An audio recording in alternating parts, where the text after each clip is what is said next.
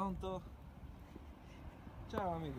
No, No, no, non ho niente. Non ho documenti.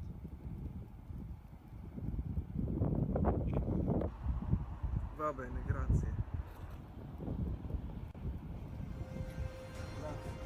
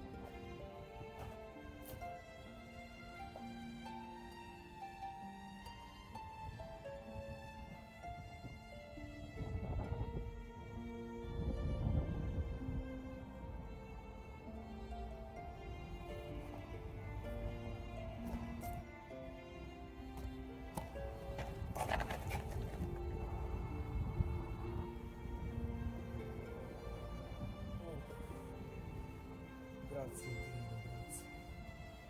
Finalmente. C'è pioggia e molto freddo. Oh Dio, Dio, Dio.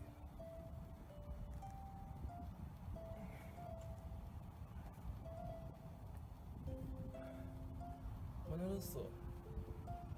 Io sono fortunato o sfortunato? Ce l'ho un posto così. Ce l'ho freddo, ce l'ho al mare. Ma l'acqua della pioggia non mi tocca. Buono. Io posso dormire. No. Ma quale dormire? È molto freddo, come dormire? Devi morire. Ma con chi tu stai parlando? Magari io sono un po' pazzo. Sto parlando con me stesso. Straniero del me. Clandestino. Non hai niente. Ma vaffanculo. Vattene in questo mondo. Non è questa terra, questo mondo.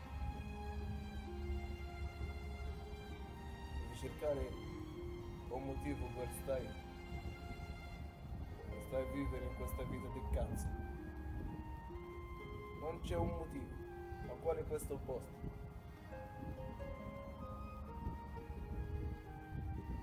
Devi cambiare. Ma non vuoi cambiare il suo paese.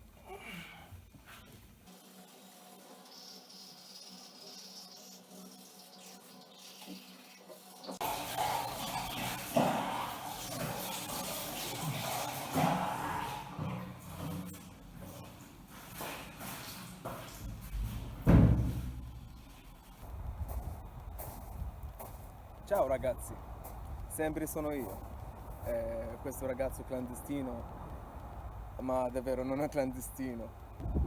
Magari io ho fatto vedere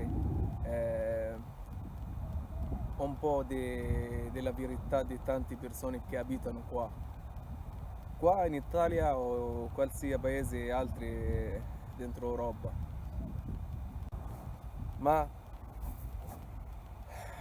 abbiamo bisogno tutti noi, abbiamo bisogno del coraggio, perché senza coraggio non possiamo fare niente, è il coraggio più importante.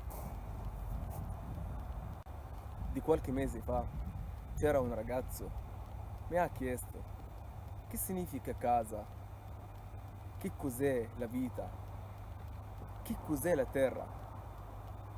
Ho risposto, la terra è la pianeta dove è abitato tutto il genere umano, ma non possiamo neppure dire se questa sia la vera definizione, perché è la nostra ignoranza più grande di questa terra, ma dobbiamo sapere le persone.